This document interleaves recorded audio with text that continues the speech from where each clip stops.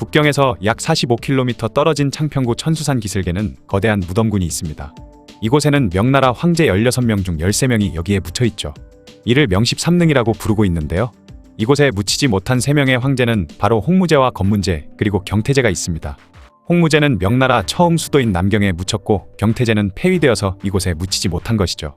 그리고 이대 황제인 건문제가 묻히지 않은 이유는 바로 그가 온데간데 없이 사라져 버렸기 때문입니다. 그래서 이후 건문제에 대한 이야기와 전설들이 많이 만들어지기도 했는데요. 오늘은 이 건문제에 대한 이야기를 해볼까 합니다. 건문제는 주원장의 첫째 아들인 의문태자 주표의 아들이었는데요. 형이던 주웅영이 일찍 세상을 떠나면서 건문제 주윤문이 황태자가 됩니다. 원래 홍무제는 주표가 죽자 넷째 아들이던 연왕 주체를 황태자로 삼으려고 했지만 신하들의 반대와 만약 주체가 황태자가 되면 주체의 두 형이 반발하여 내분이 일어날 것이 염려되어 계승 원칙을 지켜 주윤문이 10살의 나이로 황태자가 된 것이죠. 주윤문은 어릴 때부터 성격이 차분했다고 하는데요. 심지어 할아버지 홍무제가 명나라를 세울 때 자신을 도와 엄청난 공을 세웠던 개국 공신들과 그 일족들을 무자비하게 숙청했는데 야사에 따르면 이때 주윤문은 홍무제에게 제발 피해 숙청을 멈춰달라고 간청했었다고 하죠. 그런데 홍무제는 황희는 가시나무와 같으니 내가 살아있을 때 가시를 다 없애주겠다라고 대답했다고 합니다. 그리고 주원장은 자신의 아들들을 여러 지역에 보내 번항으로 삼았는데 그들은 군권을 가지고 있었던 것이죠. 1398년 홍무제가 세상을 떠날 때 다음 황제인 건문제에게 위협이 될까봐 번항이던 아들들에게 자신의 장례식에는 오지 말라는 유언을 남기도 했습니다. 어쨌든 이후 건문제로 즉위한 주윤문에게는 각지의 번항들이 가지고 있던 막강한 군권이 위협이 되었고 숙부들의 힘을 약화시키기 위해 삭번 정책을 펼치기 시작했죠. 하지만 문제는 세력이 약한 번항부터 제거했던 것이었는데요. 이후 다른 번항들이 습격당하는 걸 본 주체가 자신도 언젠가는 제거될 거라 생각해 북경에서 반란을 일으켜버린 것입니다. 이것이 바로 정난해변이죠. 정난이변 당시 건문제의 전력이 연왕 주체에 비해 강력했지만 가장 큰 문제는 건문제의 나약함과 우유부단함이었습니다. 건문제는 삭번 정책을 실시할 때 가장 강력한 세력이던 주체를 제일 먼저 제거했어야 했는데 주체가 무섭다는 이유로 다른 약한 번항을 먼저 제거하는 실책을 저질렀고 이에 주체가 이후 자신에게 닥칠 일들과 전쟁을 준비할 수 있는 시간을 벌어준 것이 문제였던 것이죠. 또한 전쟁 중 연왕 주체가 정찰을 위해 10여 명의 부하만 거느리고 나온 적이 있는데 이때 이를 알아챈 황제군은 그를 포위해 버렸던 것입니다. 적군의 수장을 잡거나 죽일 수 있는 절호의 기회였지만 황제군은 그에게 화살 한 발도 제대로 쏠 수가 없었는데요. 그 이유는 바로 건문제가 짐이 숙부를 죽였다는 책임을 지게 하지 마라라는 조서를 내렸기 때문이었죠. 주체는 이미 반역자였기 때문에 죽일 명분은 충분했으며 자신의 황위가 흔들리는 상황에서도 반란군 대장인 주체를 죽이지 말라고 생포하라는 어처구니 없는 명령을 내렸기 때문에 최고의 기회를 그냥 날려버렸던 것입니다. 거기다가 당시 주체의 아들들이 할아버지 장래의 아버지 주체를 대신해왔다가 남경에 머물고 있었는데요.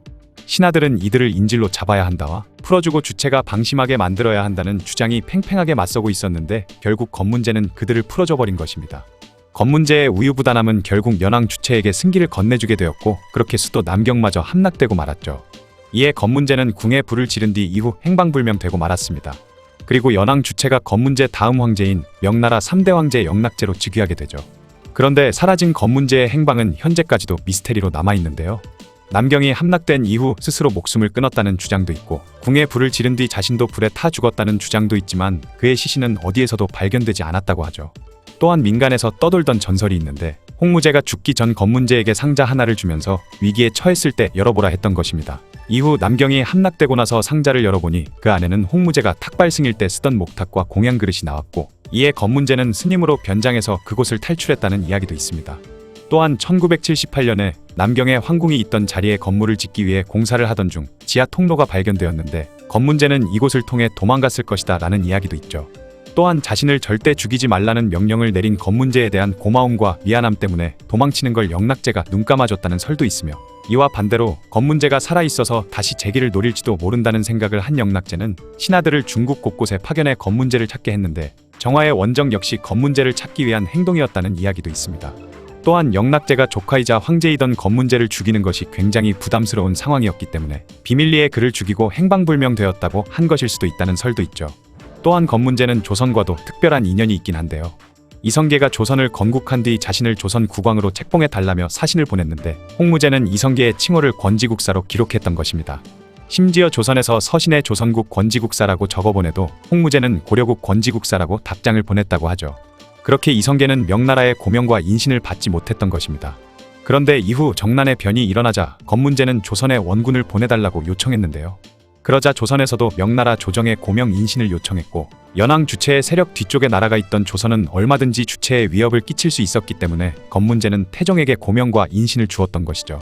그렇게 태종은 명나라의 책봉을 받을 수 있었는데, 이후 눈치를 보다가 건문제가 전쟁에서 패배하자 얼른 영락제의 즉위를 축하하면서 건문제에게 받은 고명과 인신을 반납하고 영락제에게 새로 만들어 달라고 요청하기도 했습니다.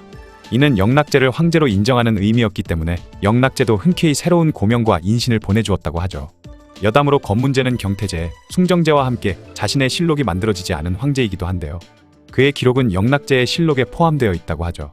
또한 그에게는 2명의 아들이 있었는데 6살이었던 주문규는 건문제와 함께 행방불명되었고, 둘째 아들인 주문규는 당시 1살이었는데 영락제가 아기였던 그를 살려는 주었지만 이후 56년 동안 유폐 생활을 하게 되었습니다. 훗날 정통제가 그를 유폐해서 풀어주긴 했는데 워낙 오래 갇혀 살았던 탓인지 풀려난 이후의 삶에 적응하지 못하고 얼마 되지 않아 세상을 떠나고 말았죠.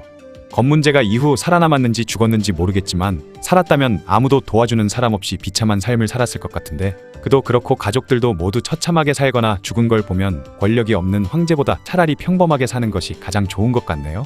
황태손이 되어 명나라 2대 황제가 되었지만 삼촌에게 황제 자리를 빼앗기고 이후 행방불명된 비운의 황제 건문제에 대한 이야기였습니다.